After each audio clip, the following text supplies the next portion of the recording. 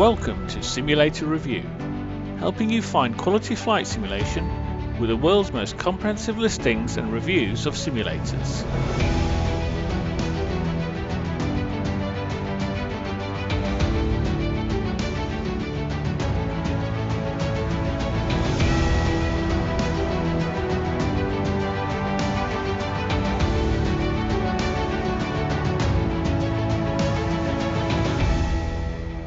A warm welcome to episode 12 of our podcast for the flight simulation community. My name is Alexis, and I'm joined by my two colleagues from simulatorreview.com, Andrew. Hi there. And Elliott. Hello. If you are a regular listener of our podcast, a warm welcome back. And if you are new to our podcast, then you are in the right place for discussion about simulator venues and getting the most from your simulator experiences. We are very pleased you found us, and we hope you stick around. Do listen to episodes 1 and 2 for a great introduction to us and our website, simulatorreview.com. We'll be looking at another of our Bluepin feature reviews for a simulator which we visited in person. We've done a few episodes dedicated to our feature reviews already, and the last one was Jet Sim School near Peterborough in episode 10. In this episode, we'll be looking at Ascent Aviation near Glasgow in the UK. As well as chatting about the review itself, which you can read on our site, we want to give you some of the background of our review and some discussion of what we thought the venue was like. Before we get on to Ascent Aviation, it's time for our regular simulator news update, where we cover news at simulatorreview.com and in the wider simulator community. And this week we'll be going over to Andrew. Hi Andrew, what have you got for us for sim news on this episode? Yeah, thanks, Alexis, and thank you for the left seat again. It's nice to get a bit extra left-hand seat time. I think we've got a couple of things this week. We've got Microsoft Flight Sim. It's now been out for a little bit of time. I understand initially a bit slow on the old download from their servers as the great rush came to do that. But otherwise, it seems to have met all expectations in terms of the quality of the aircraft, the flight dynamics, the scenery. It looks really good. I've not had the pleasure myself of running that, but hopefully that'll be at some point in the future. Have you seen anything recent that's been surprising or rather pleasant from the flight sim? Yeah, it's certainly an impressive simulator, and I think from all the videos that we've seen on YouTube over the last few weeks and months or two after it's been released, what's incredibly impressive is the scenery, which is the default scenery that you get with a simulator, so the photorealistic scenery, and also the default airports look incredibly impressive out of the box. Obviously, depending on what package you select, you get a number of handcrafted airports as well, and they look incredible. But as I say, even if you're not at a handcrafted airport, the scenery looks probably on a par with, I think, some of the add-ins we've previously paid for with the likes of P3D and X-Plane, to be honest. So out of the box, the scenery looks incredible. Yes, it's incredible how far they've raised the bar of the basic out of the box, as you say, edition of it. Quite remarkable. And what's also nice, of course, is that you can now sort of see where the third-party add-ons are going to be coming in. I think the other day you and I, or the three of us, were talking about, for example, the London package, and for a very modest sum, it's remarkable how much detail you can now generate in that 3D environment. Really good.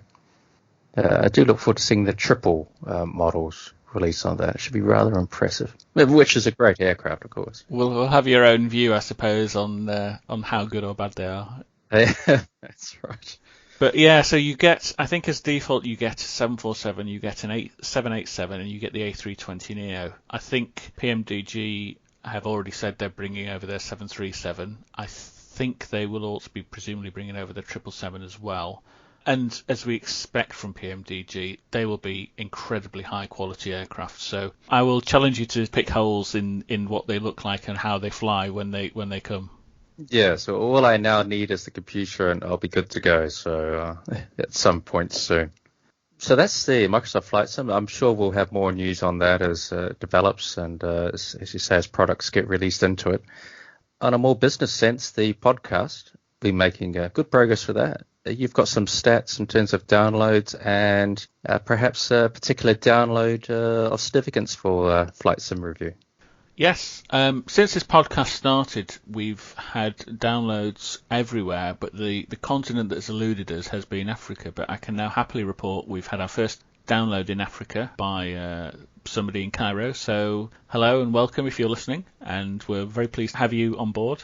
So now at this stage, we actually have downloads in every single continent in the world. So I think we can, without modesty, claim to be the highest leading podcast on simulator reviews in the world. So we just need a few downloads on Mars, perhaps, and the Moon, and we can now be the universal highest podcast in the world. It is quite remarkable. Not that I'm saying our podcast is remarkable, in that the technology, the reach we can have in such a narrow niche of flight sim, that people all around the world, very modest numbers, admittedly at the moment, but it's early days, but it's just remarkable. There's a person here, a couple of people here, just deciding to download it. It's great just to see that sort of reach, that achievement of podcast. Wish we'd done it earlier, but it'd be really interesting to see how it goes over the next year or so. Absolutely, and I think. Not to sound like an old fogey, but with things like social media and podcasts these days, it's great that we can really have a reach not only locally in the UK, but across the world, and really appeal to people who want to know about this subject, who are scattered everywhere. That's remarkable. A few more developments. We've spoken about it briefly before. Elliott and I have yet to do the work around it, but we're looking forward to going to the YouTube with some video work just to reach another part of the audience. So by the time hopefully this podcast airs, that would have all been done and we'd have that channel up and running. But for the moment, Alexis, that's all the sim news. And so I should really hand control back to you. Great. Well, thank you very much, Andrew. And some very interesting news there. So, thanks for the sim news this week. This week's main topic is a discussion about one of our Blue Pin featured reviews. And we've chosen Ascent Aviation near Glasgow in the UK. If you've listened to some of our previous podcasts, you will have heard that these featured reviews are our top ones where we've been to the venue and done a thorough in-person review to really bring you all the detail about what the venue offers and what the simulator is like. As Elliott and I went to the simulator a few months ago, it's time for Andrew to take up the reins again and sit in the podcast left-hand seat. So it's over to you, Andrew. Thanks, Alexis. Ascent Aviation, as we mentioned up in Glasgow, is one of our key Blue Pin features, certainly an excellent simulator. As I didn't attend, this is largely going to be Alexis and Elliott in the conversation. So first off, perhaps Alexis, what was the main attraction for us going up there and you both spending some time with the owner and seeing what it was like? Yeah, I mean, it's quite a new venue, and I think we'd seen it was open up only in the last year or two, and so that's partly what's interested. It's always nice to see new places opening and seeing what they're offering. Certainly, it looked like a really good 737 fixed-base simulator from the photos that we could see online on the website, and so that also sparked our interest. So we were really keen to go and see what it was like. And again, the other aspect that we saw was that it was run by somebody who is a current commercial 737 pilot. So hopefully our view was that if somebody can really try and focus on the realism and the experience, it would be somebody who was really qualified to fly the aircraft in real life. So we were hoping that we would get a really good experience there and a really good simulator. And from what I understand too, easy to get to. We'll talk about the venue and things later on too. So certainly in that environment, it looked really good. Elliott, welcome back. The simulator itself, what type of things really stood out for you? I know we've got a review on simulatorreview.com, but what are some of the things that really stood out for you that they've done really well? Yeah, two things specifically that I'd mention is the authenticity and accuracy of the flight deck. So David quite clearly knows what a 737 should be like. Having flown the classic 737 myself, I knew what dimensions and feel should be there and what they should look like. The only difference between that and the NG is some glass cockpit screens and a couple of new displays. So that was good. And then secondly was the functionality of the sim and just how many of the aircraft systems are accurately and correctly modelled and simulated in the program. To To give you an example, the air conditioning packs can be switched on and off, and if you have a smoke problem or a smoke-related failure from an engine or an air conditioning pack, this can be simulated in the simulator. And even just turning the packs off, since we're talking about packs, they are correctly powered and the sound is correct, and you actually could feel the air conditioning stop. So for me, the standout things were the accuracy of the flight deck and the simulator functions that can be modelled in there. And since you both visited in January 2020, see, we've updated on the website too. You mentioned the packs already, and it increased even with rumble strips or the rumble kick butters. Butt kickers, Andrew. Butt kickers. Absolutely. Well, so when the gear comes down, you get a really good clunk. If you pull the speed brakes out or deploy the speed brakes, you get a little buffet or a little rumble as well. It's the same as if you hit the centre line on the runway. It's one of the centre line lights to give you a little jolt. So it's a really good thing where we've talked about it before, fixed base versus full motion. Just having these little rumble strips or butt kickers in the seats really do compensate for what you do lose by not having the motion. In terms of the simulator itself, has he used original 73 parts? Has he bought in a built kit? What had he done there? So it was a real mix of the two. Some bits were made by SimWorld in Poland, which is a really big mass-produced manufacturer for simulator parts. And they're used in a few of the simulators that we've been out and visited. And they'll take the real thing, create their own molds, and make accurate, true to form, correct feel, correct sizing, correct colorings, simulator parts, even though they're not the real parts. And there's a lot of real aircraft parts as well, and the owner makes a special effort to use online auctions and specific aircraft brokers to get the correct parts for the aircraft. And again, as I say before, we look for accuracy, realism. You can't get any better than that. Nice. I think in the previous podcast too, we've spoken about one of the quality issues we sort of look for is, how the thrust lever's moving, are they making the right type of motion, the right rate, the type of yoke, the type of rudder pedals. That sounds like he's done a pretty good job with all that. That's it. And his advantage, as we've said just a minute ago, being an actual 737-800 pilot, you know what it should feel like, and the young chap has got a very good eye for detail, and he likes things just right. And nice. You can see that's come across very well in the simulator. Yeah, nice. I can't remember from the article who was actually doing the flying, but Alexis, what were the visuals like? Were you in the seat for this one?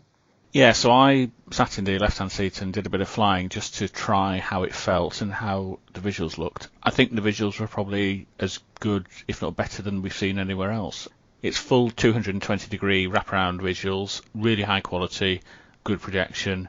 It's probably some of the best we've seen on fixed base simulator so far. So the whole visual aspect was really immersive. He's clearly gone to the point of getting some decent scenery installed as well on top of the simulator. So, we actually had a bit of a fly around Innsbruck. Looked probably as good as I've seen anywhere else, if not better. I think in terms of the flight controls, they really felt quite nice, both throttle and the yoke. And as Elliott said, I think one of David's points he's mentioned to us, and one of the reasons he's gone for his supplier of these parts is he was really wanted to get something as close to the real thing as possible, and that really shows in how it flies, how it feels, how the yoke feels. The functionality was good as well. I think there wasn't much that we saw that didn't work. There certainly seemed to be things that he's added on since, like the smoke, which really are nice to see. Yeah, it's a great simulator to sit in and to fly. For me, the takeaway points, if I was going to leave anybody with anything from this simulator, is just the attention to detail, and that's really what we're looking for when we go out and visit. I mean, most people can have a look at a company's website and see if the simulator's any good, but by us going, we can go and authenticate that it actually looks like the aeroplane, feels like the aeroplane, and works and runs like the actual aeroplane from our experience. And this is where this simulator excels. So even the oxygen, the EROS masks are there correctly working.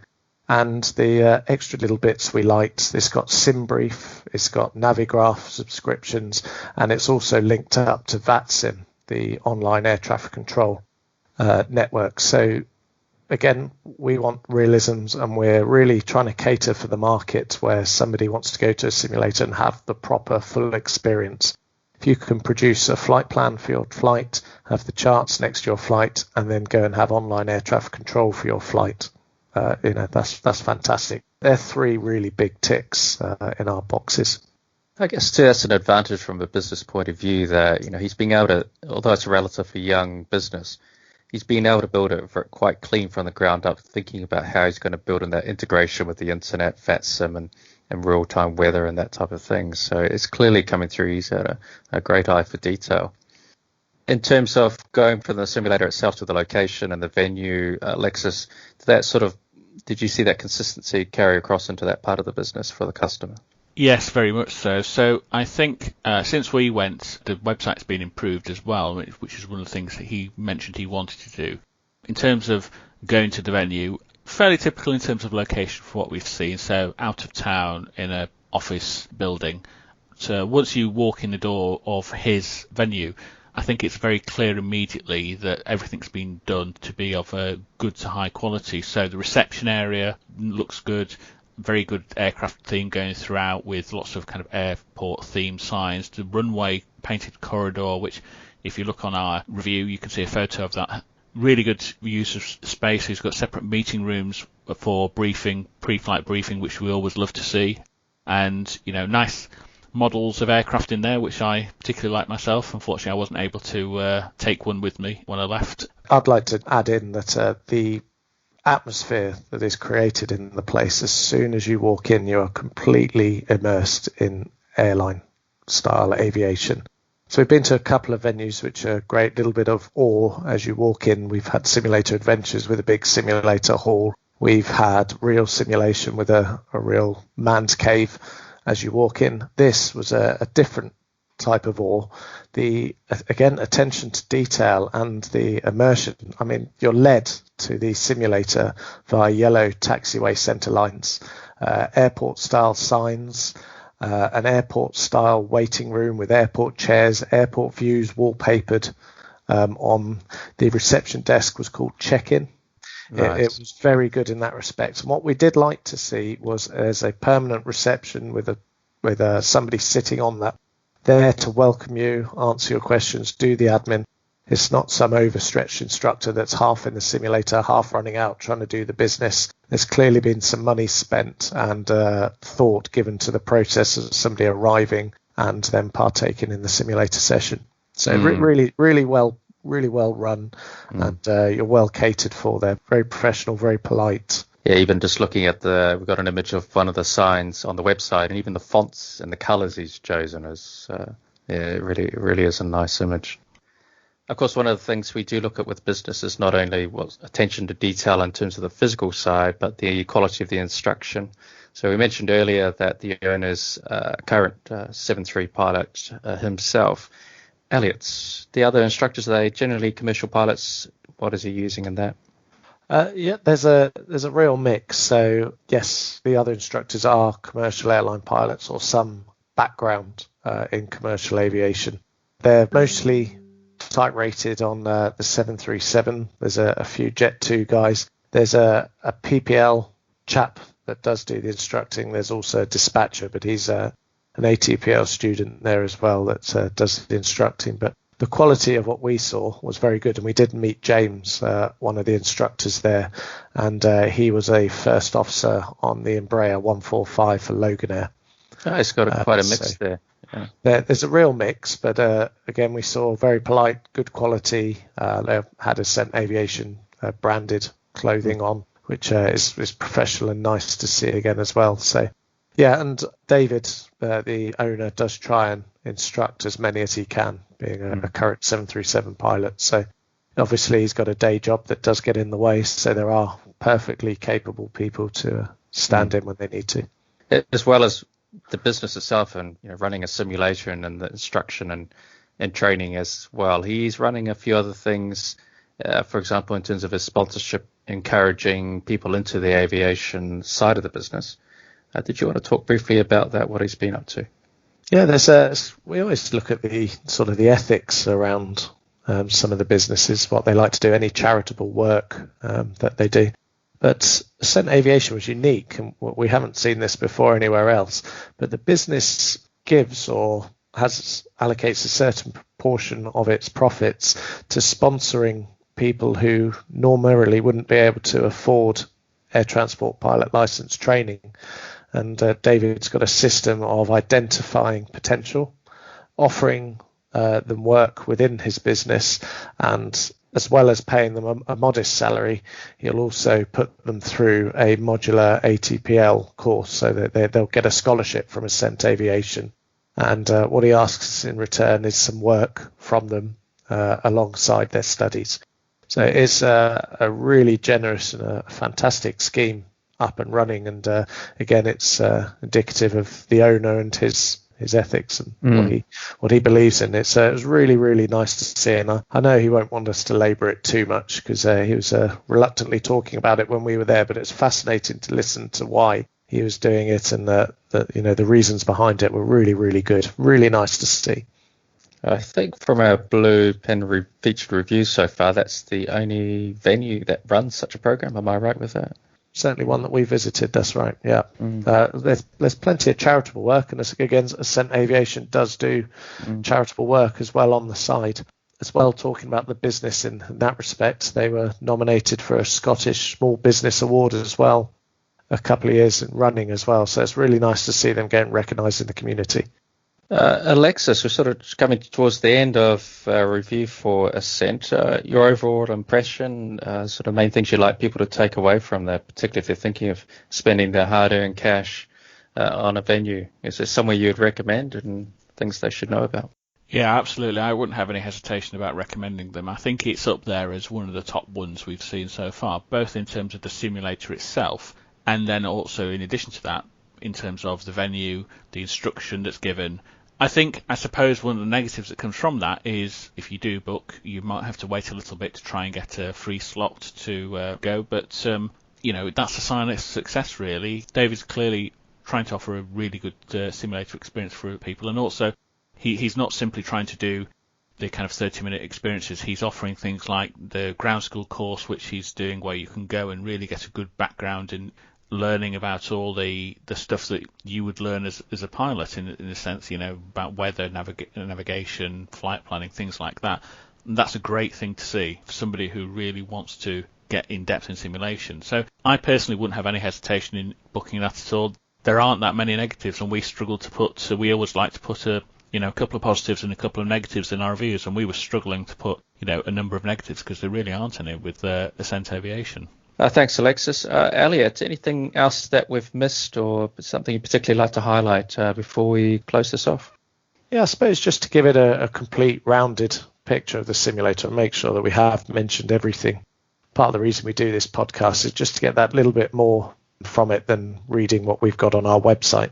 So a couple of things that we did like. They put a little buffer in between each simulator session, which is really good. So it just allows for a little bit of overrun. So rather than getting right up to the end of your experience, you're halfway through a landing and it has to be cut short because the next person's coming in. He builds in some time in the schedule just to creep over if required and give people the full experience, which is really nice to see. Lots of people cram their sessions one up against the other. You're sort of knocking on the door, waiting for the last people to come out and the next people going in. So this just makes a far smoother and more professional scheduling.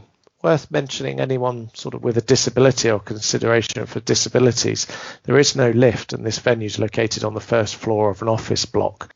The owner was very keen to speak to anybody who might need some additional help beforehand, to give them a call, to show somebody around, can do a video call as well just to show people and help in any way they can. But that's definitely a limitation of the venue. The accessibility wise is it involves a couple of flights of stairs in an office block. And then lastly, they've got it's quite new, but it's a novel and quite interesting idea. They've got a virtual flyers group where for a set monthly fee, you join a virtual flyers club. You fly alongside and next to each other. You have to do a minimum number of hours a month, but those hours are heavily subsidized. So £60 a month membership fee, but then that brings the simulator costs right down to $34.50 per hour. So anything more than 1 hour flying in that month, you're well and truly quids in. It's a very good value if you fancy flying a lot and often.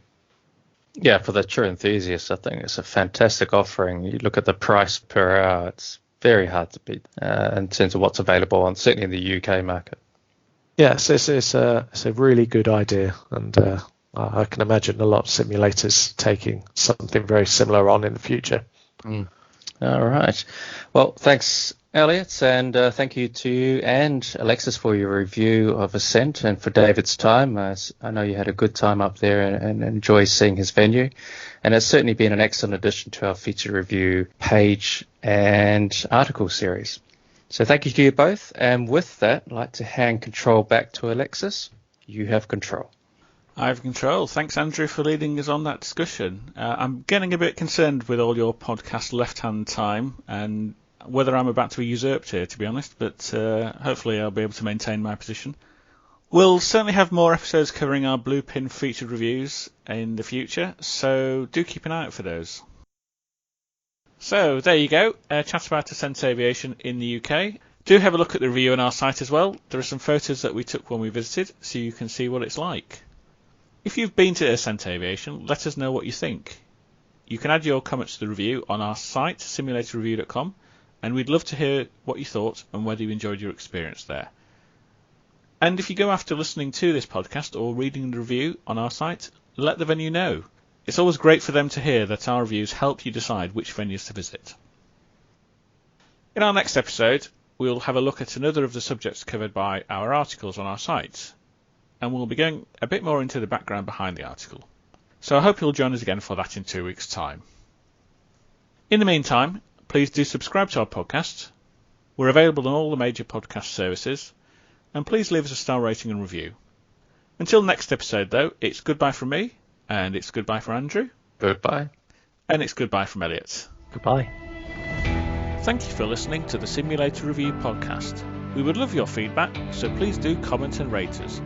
Please follow, share, like and subscribe on all our social media channels, where you can see regular updates on new simulator listings and reviews, as well as our latest articles.